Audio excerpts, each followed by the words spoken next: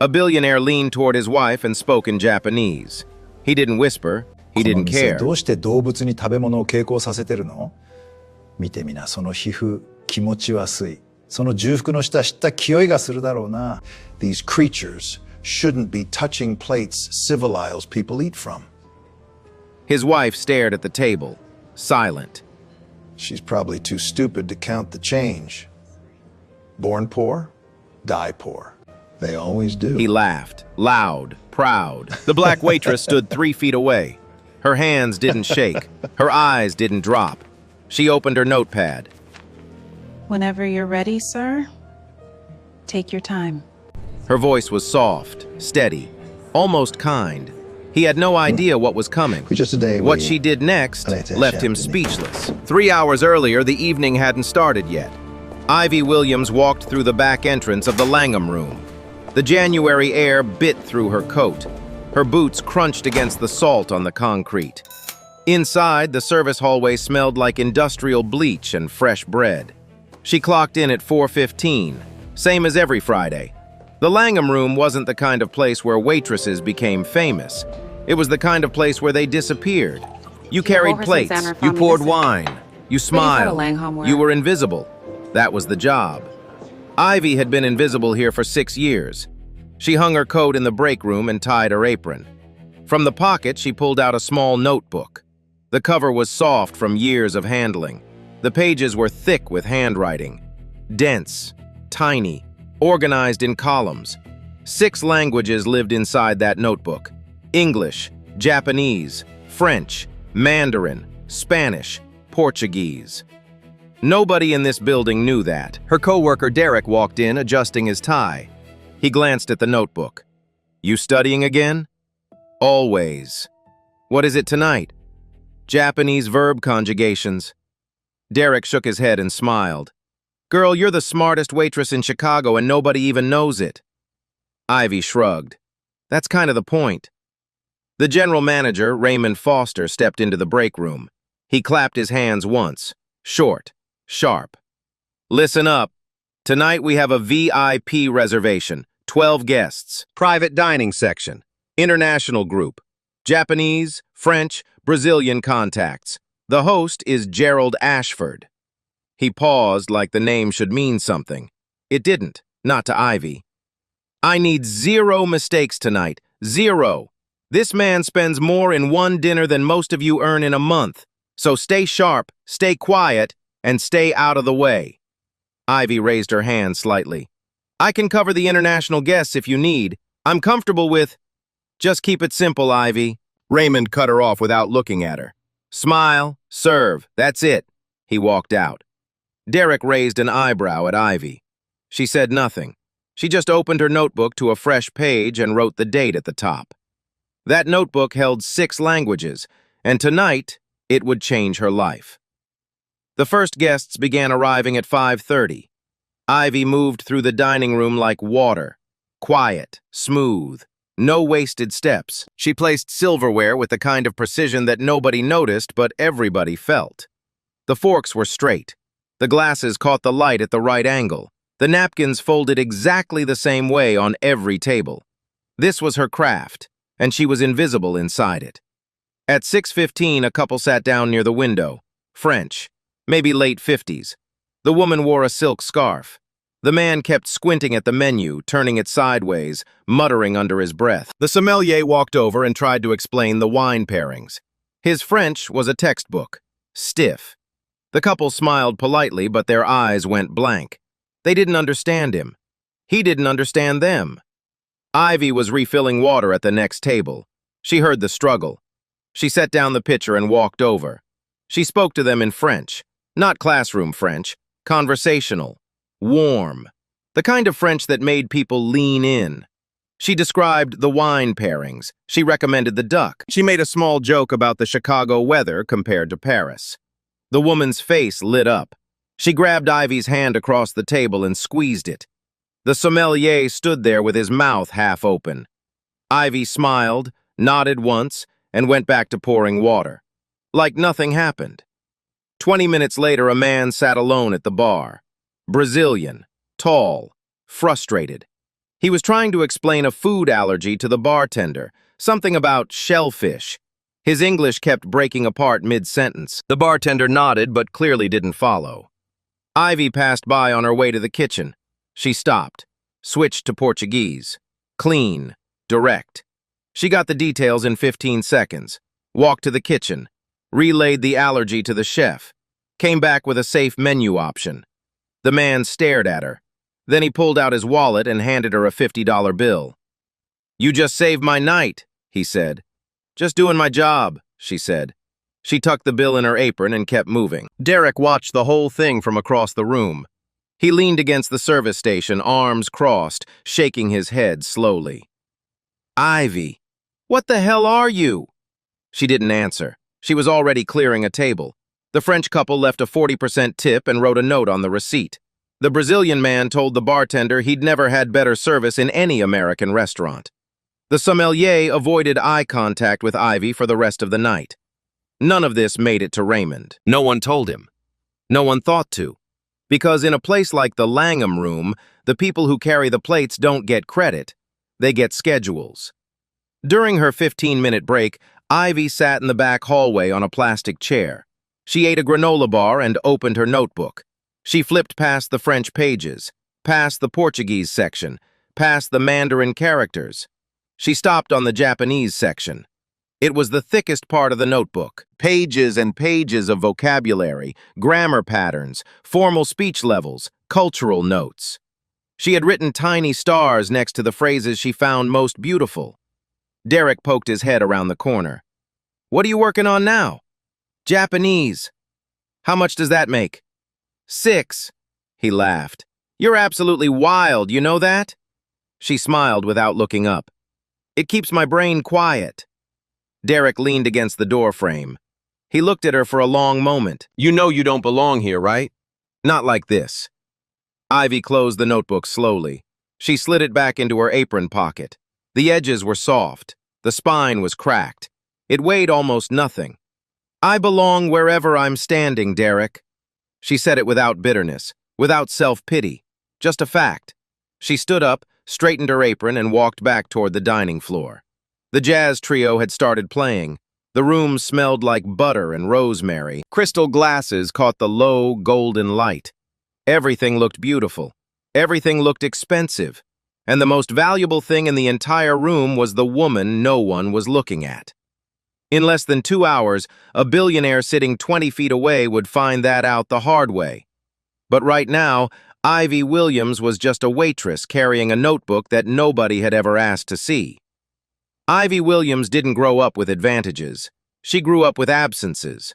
No father. Her mother left when she was 4. After that, it was the system. Foster homes on the south side of Chicago. 5 different families before she turned 12. Some were kind, some were not. None of them lasted. The only thing that lasted was the library. The Harold Washington Library on State Street became her home when no house would. She went there after school. She went there on weekends. She went there when the Foster house got too loud or too quiet. At 9 years old, a librarian named Mrs. Patterson handed her a Spanish audiobook. Ivy hadn't asked for it. She didn't even know what it was. Mrs. Patterson just smiled and said, "Try something new today." Ivy listened to that audiobook 11 times. By the end of the month, she could hold a basic conversation in Spanish. Something clicked inside her brain. Something that had always been there but never had a name. By 12, she spoke 3 languages. By 16, 5. She learned from audiobooks, library computers, free apps, YouTube videos, foreign films with subtitles turned off. She didn't have tutors. She didn't have money. She had time and hunger. Languages gave her something that nothing else could: control. Every new language was a room with a lock on the inside, and she was the only one with the key. No foster parent could take that. No school transfer could erase it. At 18, she got accepted into the University of Chicago, full scholarship, linguistics program. The letter came on a Tuesday in April. She read it 6 times standing at the mailbox. But life doesn't wait for dreams to settle. Her last foster placement collapsed 3 weeks before the enrollment deadline. She needed income immediately. There was no safety net, no one to call, no backup plan. The scholarship lapsed, the door closed. She started waitressing that summer. She never stopped. That was 10 years ago. Ivy was 28 now, still carrying plates, still carrying that notebook, still learning, still waiting for a door that wouldn't close on her. She didn't know it yet, but tonight, that door was about to open. Gerald Ashford arrived at 7:45. You could feel him before you saw him. The front door opened and the energy in the room shifted. Conversations didn't stop, but they lowered. Heads turned just slightly. The hostess straightened her back.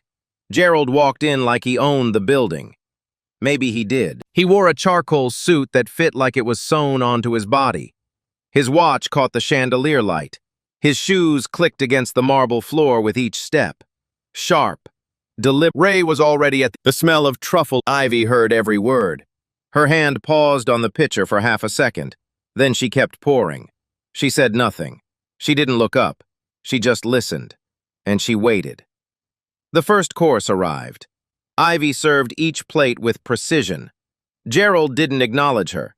Not once. She was furniture. She was air. Then came the wine. Gerald picked up the wine list and ordered a bottle. He named the vineyard, the year, and the region. But he mispronounced the vintage. On purpose. It was a test. The kind of test rich men give to people they've already decided are beneath them. He wanted to see if she'd correct him, if she'd stumble, if she'd prove what he already believed about her. Ivy didn't take the bait. She repeated the order back. Correct vineyard, correct year, correct pronunciation. No emphasis, no correction. Just accuracy delivered with a quiet voice and a steady hand. Excellent choice, sir. I'll have that brought right away. Gerald paused. His wine glass was halfway to his lips. For the first time that evening, he actually looked at her. Not past her, not through her, at her. It lasted 2 seconds, maybe 3. Then he set his glass down, turned back to his guests, and kept talking. But something changed in that moment. Ivy felt it.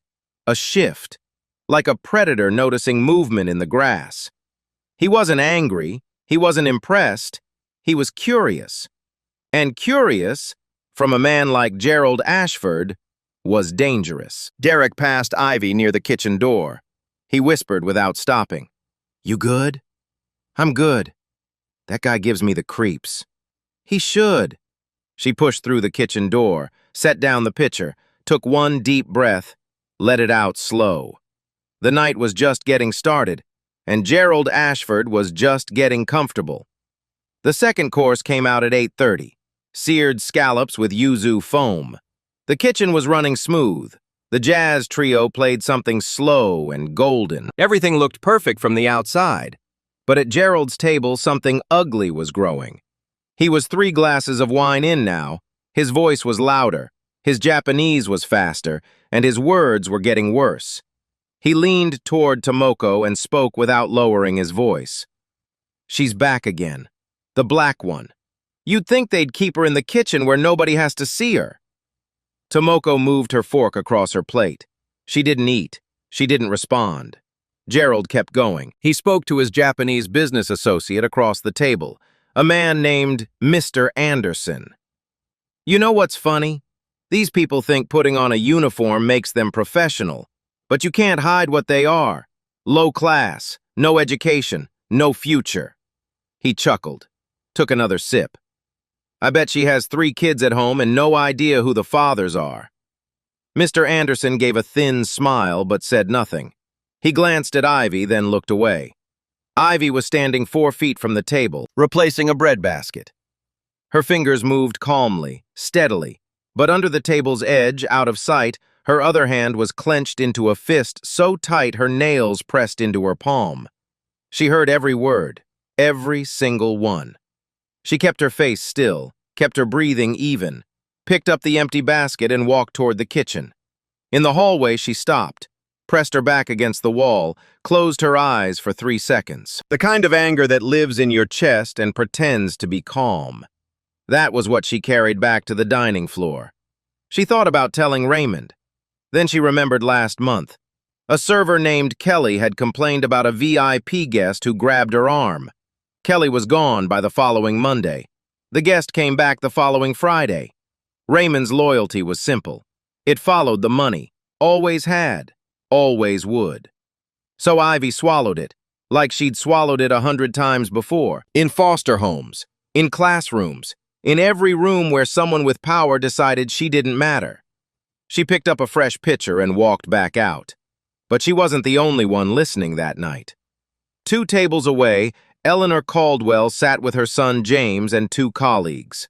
White tablecloth, quiet conversation, wine barely touched. Eleanor was 61 years old. She had built Caldwell and Sterling from a 2-person office into a global consulting firm. She had served as a diplomat in Tokyo for 8 years. She spoke fluent Japanese, and she had heard everything Gerald said. Every word, every joke, every slur. She didn't react visibly. Her posture didn't change. Her expression stayed measured, but her eyes kept returning to Ivy, watching the young woman move through the room, watching her absorb the blows without breaking stride. Eleanor set her wine glass down, slowly, deliberately. She leaned toward her son. James looked at her. "What is it?" "That man," Eleanor said quietly.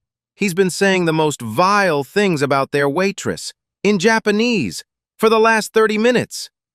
James frowned. "Does she know?" Eleanor watched Ivy cross the dining room, straight back, steady hands, perfect composure. "I don't know yet," Eleanor said, "but I intend to find out." She picked up her wine glass again, took a slow sip, and kept watching. Something was building in that room, 2 tables apart, 2 women listening to the same poison from the same man. One had the power to act, the other had a reason to. It happened between the 3rd and 4th courses. Gerald's interpreter hadn't shown up. The man was supposed to arrive at 8. It was now almost 9. Gerald had called twice. No answer. At first, it didn't matter. Most of the table spoke English well enough. Business moved forward. Deals got discussed. Numbers were thrown around with confidence. But then Mr. Anderson leaned forward. He had a concern about a clause in the contract, something about intellectual property rights in the Japanese market. It was specific, technical, and his English wasn't strong enough to express it with the precision it required. He tried, twice. The words came out tangled, incomplete. He stopped mid-sentence, frustrated, and switched back to Japanese. Gerald waved his hand. "We'll sort it out later." But Mr. Anderson shook his head. This wasn't a later kind of issue. This was the kind of detail that could collapse a deal if it wasn't addressed now. The table went quiet. Gerald's jaw tightened. He wasn't used to things stalling.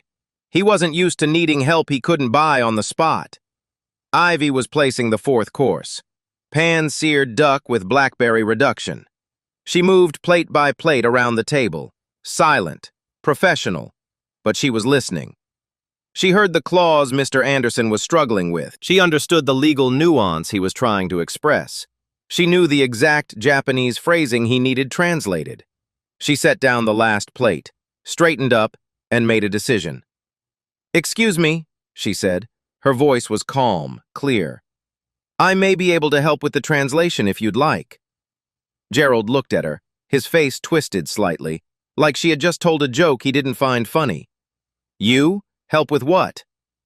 "The concern Mr. Anderson is raising about the intellectual property clause. I can translate if that would be useful." Silence. Not the comfortable kind. The kind where the air in the room changes weight. Then Ivy turned to Mr. Anderson, and she spoke in Japanese. Not broken Japanese, not phrasebook Japanese, formal business Japanese, the kind that takes years to learn, the kind that signals education, discipline, and deep cultural understanding. She asked him to explain his concern in full, take his time. She would make sure it was communicated accurately. Gerald's fork stopped in the air, his mouth opened slightly. No sound came out. Mr. Anderson stared at her for a long moment. Then relief broke across his face like sunlight. He exhaled. He nodded. and he began speaking. He talked for nearly 2 minutes, complex, detailed, technical. Ivy listened without interrupting. When he finished, she turned to the table and translated every point into English. Precise, organized. She didn't miss a single detail. She didn't add her own interpretation. She delivered his words exactly as he intended them. When she finished, the table was still. Mr. Anderson spoke again in Japanese, directly to Ivy this time, not to Gerald, to her. She responded. He nodded. She translated his follow-up to the group, back and forth, seamless, professional, like she had done this 1,000 times. The power at that table shifted in 30 seconds. Gerald was no longer the center. Ivy was. And Gerald knew it. His face moved through stages. Shock first, then confusion, then something cold and tight behind his eyes. The slow, sickening realization that every private insult he had whispered in Japanese across this table had been heard, understood, absorbed. Every word about her skin, her smell, her intelligence, her worth. She had heard all of it, and she hadn't said a word. Until now. Gerald set down his fork. His appetite was gone. But the night was far from over. Eleanor Caldwell didn't rush. She never did. She set her napkin on the table, pushed her chair back, stood up slowly. Her son James watched her but didn't ask where she was going. He knew that look. When his mother moved with that kind of quiet purpose, you didn't interrupt. Eleanor walked across the dining room. Her heels were soft on the carpet. She passed Gerald's table without glancing at him. She stopped in front of Ivy. The two women looked at each other. Eleanor spoke first, in Japanese. One sentence, simple but deliberate. Then she switched to English. That was textbook formal Japanese, flawless structure. Where did you study? Ivy blinked, once. I didn't study anywhere, I taught myself. Eleanor tilted her head slightly, the way someone does when they hear something they didn't expect but immediately believe. I was a diplomat in Tokyo for 8 years. I worked with translators, professors, embassy staff. Your Japanese is more precise than half the attachés I trained with. Ivy didn't know what to say, so she said nothing. She just held Eleanor's gaze. Gerald had been watching. He leaned back in his chair and let out a short laugh. Let's not get carried away. She picked up a few phrases. It's a party trick. Impressive for a waitress, sure, but let's not pretend. Eleanor turned to him. She didn't raise her voice. She didn't need to. Her tone was the kind of calm that makes powerful men stop talking. She spoke in Japanese, slowly, clearly, so that Mr. Anderson and every Japanese-speaking person at the table could understand. Mr. Ashford, I've been sitting 2 tables away from you all evening. I've heard everything you said about this young woman. Every comment about her skin, her smell, her intelligence. She understood every word. And honestly, her grammar is cleaner than yours. The room didn't gasp. It was worse than that. It went completely still. Gerald's face drained. Not red, not flushed. White. The blood just left. Tomoko closed her eyes, her hands folded in her lap. She didn't move. Mr. Anderson looked at Gerald with an expression that wasn't anger. It was something heavier, the kind of look a man gives when respect dies quietly in real time. Eleanor turned back to Ivy. She reached into her jacket and pulled out a business card, cream-colored, embossed lettering, heavy paper. She placed it on Ivy's serving tray. I'd like to speak with you. Not as a waitress, as a linguist. Ivy looked down at the card. Caldwell and Sterling Global Consulting. Eleanor Caldwell, founder and CEO. Her hand trembled, just barely, just enough that only someone standing very close would notice. She closed her fingers around the card.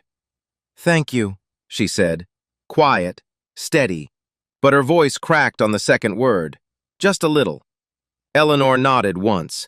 Then she walked back to her table. Gerald stared at the tablecloth. His wine sat untouched. His jaw was locked tight. Then he pushed his chair back, stood up, and left the table without a word. Gerald disappeared toward the restroom, but everyone at the table knew he wasn't going to wash his hands. He was going to make a phone call. That's what men like him did when they lost control. They called someone. They fixed things. They made problems disappear. But this problem wasn't going to disappear. At the table, Tomoko sat very still. Her plate was untouched, her wine glass full. She had been silent all night, not because she had nothing to say, because she had learned a long time ago that speaking cost more than silence. But when Ivy passed behind her chair, Tomoko reached out. Her fingers caught the edge of Ivy's sleeve. Gentle, almost nothing. Ivy stopped. Tomoko didn't turn around. She spoke in Japanese, barely above a whisper, so quiet that no one else at the table could hear. I'm sorry for everything he said tonight. I should have stopped him. I didn't, and I'm ashamed of that. Ivy stood still for a moment. Then she leaned down, just slightly, and she responded in Japanese, same volume, same softness. You don't have to apologize for someone else's words, but thank you. That means more than you know. Tomoko's fingers released the sleeve. She nodded once. Her eyes were wet, but nothing fell. Two women. A shared language. A quiet understanding of what it means to be dismissed by powerful men. That moment lasted maybe 10 seconds. Nobody in the restaurant saw it. Nobody wrote about it. But it was the most honest thing that happened all night. Ivy walked through the kitchen doors. Derek was waiting by the dish station, arms folded, eyes wide. Ivy, what the hell just happened out there? She leaned against the counter, let out a long breath. Then she pulled Eleanor's business card from her apron, held it up between two fingers. Derek took it, read it again. Caldwell and Sterling. Eleanor Caldwell. He looked up. Ivy, do you know who this woman is? No. He pulled out his phone, typed fast, turned the screen toward her.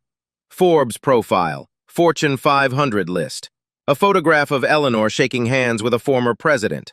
Ivy stared at the screen. She didn't speak. Derek grabbed her shoulders. This is it. This is your door. You hear me? Ivy reached into her apron and pulled out the notebook. She looked at it. The worn cover, the cracked spine, the pages thick with years of invisible work. This has been my door, she said quietly. She's just the first person who knocked. She slid the notebook back into her pocket, took a breath, and walked back onto the floor. The night wasn't over yet. Gerald came back from the hallway at 9:20. His face was tight, controlled. The kind of calm that isn't calm at all. It's a decision wearing a mask. He didn't sit down. He walked straight to Raymond Foster at the host station, leaned in close. His voice was low, but his words were sharp. That waitress, the black one, I want her off the floor, now. Raymond blinked. Sir, I'm not sure what... She inserted herself into a private business conversation. She was unprofessional. She overstepped, and I won't tolerate it. Raymond straightened his tie, a nervous habit. Mr. Ashford, I assure you our staff is trained to... Gerald cut him off. His voice dropped even lower, colder. Let me make this simple. I spend over $200,000 in this restaurant every year. My associates dine here weekly. If that woman is still on the floor in 5 minutes, I will personally make sure every restaurant owner on the Magnificent Mile knows that the Langham Room has a staffing problem. Do we understand each other? Raymond understood.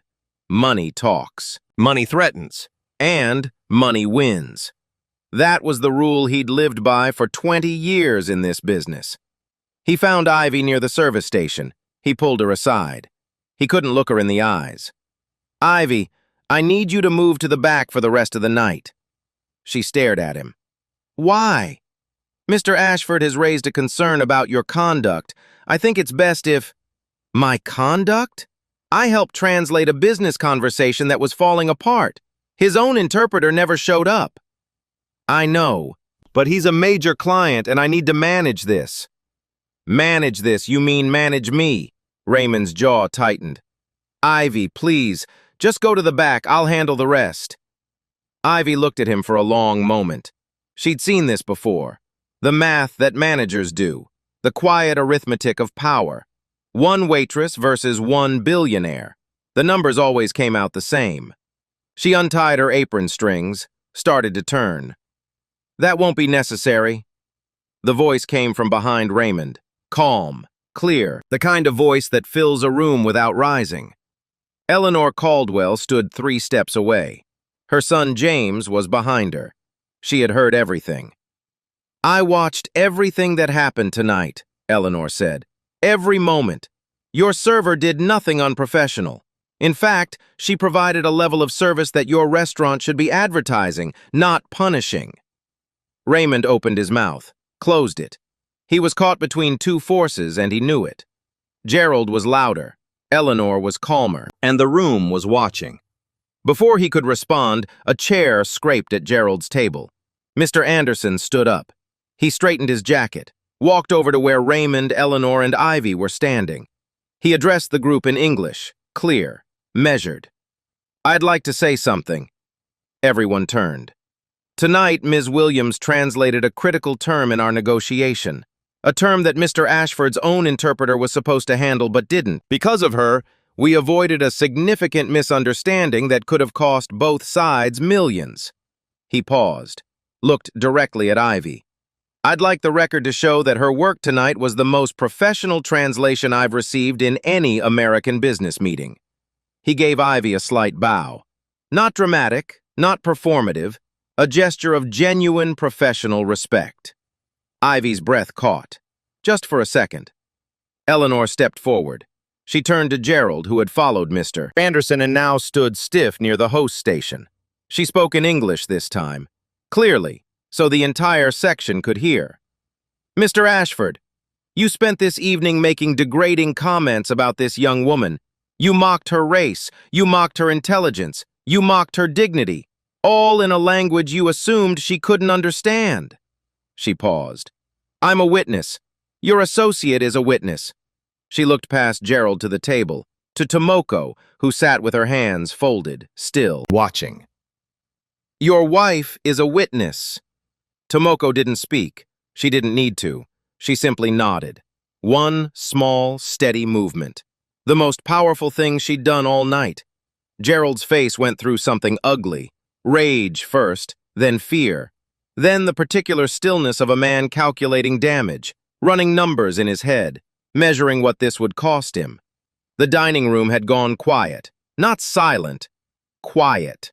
The kind of quiet where everyone pretends not to listen but hears everything. Ray stood in the middle of it all. He looked at Ivy. He looked at Gerald. He looked at the floor. Then he made a choice. "Mr. Ashford," his voice was steady, barely, "I think it would be best if we comped your meal this evening." Gerald's eyes narrowed. "And I think it would be best if you didn't return." The words hung in the air. Raymond's hands were shaking at his sides, but he didn't take them back. Gerald said nothing, not one word. He straightened his cuffs, buttoned his jacket, turned and walked toward the coat check. No explosion, no shouting, no dramatic scene. Just a man leaving a room that no longer belonged to him. His footsteps clicked against the marble, sharp, deliberate, the same sound that had commanded attention 3 hours ago. But now it sounded different. Now it sounded like retreat. Tomoko rose from the table. She picked up her clutch, followed her husband toward the door. But at the entrance, she stopped, turned, looked back across the dining room. Her eyes found Ivy. She held the look for 3 seconds, maybe 4. Something passed between them, something that didn't need language. Any language. Then she turned and walked out into the cold Chicago night. The door closed behind her. The jazz trio started playing again, a slow, soft melody. The room exhaled. Conversations resumed. Glasses clinked. Ivy stood by the service station. Her apron was still untied. Her hands were still. Her eyes were dry. Derek appeared beside her. He didn't say anything. He just stood there. After a long moment, Ivy retied her apron, picked up a pitcher of water, and walked back onto the floor. Because the shift wasn't over. And Ivy Williams wasn't the kind of woman who left before the job was done. The rest of that night moved differently. It started small. A couple sitting near the window flagged Ivy down. They were from Osaka. The woman spoke in Japanese, slow and careful. We saw what happened. Your Japanese is beautiful. Where are you from? Chicago, Ivy said. Born and raised. The woman smiled. Then Chicago should be very proud. At another table, the French regular who had watched the wine pairing earlier in the evening raised his glass as Ivy passed. I always wondered about you, he said. Now I know. A woman dining alone near the bar stopped Ivy and pressed a folded napkin into her hand. Inside, a handwritten note. You are extraordinary. Don't let anyone tell you otherwise. Ivy tucked the napkin into her apron, next to the notebook, next to Eleanor's card. Her pocket was getting heavy, heavy with things that mattered. The invisible woman was suddenly uncomfortably visible, and she didn't quite know what to do with that. By the time the last table cleared, it was past midnight. Derek walked her to the back entrance. The January air hit them both like a wall. Hell of a night, he said. Yeah. You gonna call her? Eleanor? Ivy pulled the business card from her apron, looked at it under the parking lot light. The embossed letters caught the glow. Yeah, she said. I'm gonna call her. 2 days later, Ivy stood in the lobby of Caldwell and Sterling's Chicago office. 42nd floor, glass walls. Lake Michigan stretched out gray and endless beyond the windows. She wore her best clothes, a black blouse, dark pants, shoes she'd polished that morning with a kitchen towel. They were clean but not expensive. Everything about her was clean but not expensive. She carried one thing with her, the notebook. A receptionist led her to Eleanor's office. The door was already open. Eleanor stood by the window reading something on her tablet. She looked up when Ivy entered. Ivy, thank you for coming. Please sit down. Ivy sat. The chair was leather, soft. She kept her back straight. Eleanor didn't make small talk. She wasn't that kind of person. I'll be direct. Caldwell and Sterling works with international clients across 30 countries. We negotiate deals in multiple languages every week. We need people who don't just translate words. We need people who understand what's behind the words, the culture, the tone, the things people mean but don't say. She paused, looked at Ivy. I've worked with linguists from Harvard, Oxford, Georgetown, people with master's degrees and doctoral research. And I'm telling you right now, what I saw you do in that restaurant was better than most of them. Ivy's hands were in her lap, steady, but her heart was loud. I'm offering you a position, junior linguistic consultant, full-time, salary, benefits, and a tuition reimbursement program that would cover your degree at the University of Chicago. The words landed one at a time, each one heavier than the last. Salary, benefits, degree, the three things she had spent 10 years believing she would never hear in the same sentence. Ivy opened her mouth, closed it, opened it again. I don't have a degree. I don't have any formal training. Everything I know I learned from library books and free apps and late nights after double shifts. I know, Eleanor said. That's why I'm offering you this job. She leaned forward. May I see your notebook? Ivy hesitated. The notebook was personal, messy. It wasn't a resume. It wasn't polished. It was years of solitary work crammed into worn pages. It was private, but she handed it over. Eleanor opened it. She turned the pages slowly, page after page. French vocabulary lists, Portuguese verb charts, Mandarin character practice, Spanish idioms. She stopped in the Japanese section, the thickest part. Pages dense with grammar patterns, formal speech levels, cultural notes, animations about bowing conventions, indirect refusal phrases, the difference between public politeness and private honesty. Eleanor looked at those pages for a long time. Then she closed the notebook, slid it across the desk back to Ivy. This is your credential, until the university gives you another one. Ivy pressed her lips together, hard. She looked at the ceiling, blinked twice, breathed in through her nose. She would not cry in this office, but it was close. It was very close. When do I start? She asked. Her voice was rough at the edges. Monday. Ivy's first day at Caldwell and Sterling felt like stepping into someone else's life.